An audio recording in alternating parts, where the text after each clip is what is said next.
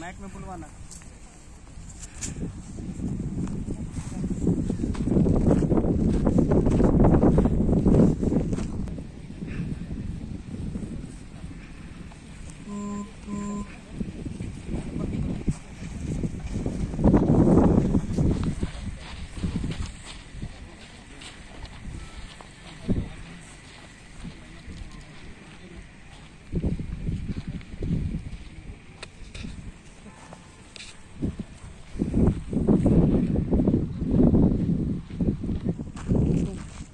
यहाँ से घुस जाना।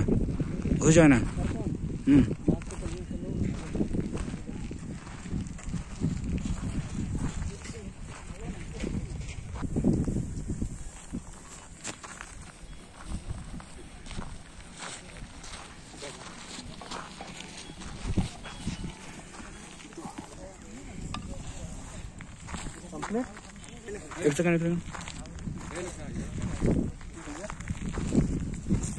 द्वारा उपलब्धियां हासिल हुई है।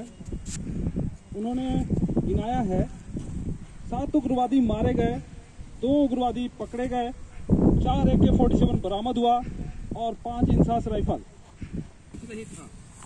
और पुलिस के द्वारा कहाँ गलती होता है, आप देखे होंगे कि पहले छोटा सा बम, बात को अगर ध्यान में रखकर अगर किया जाए तो इससे भी बहुत अच्छा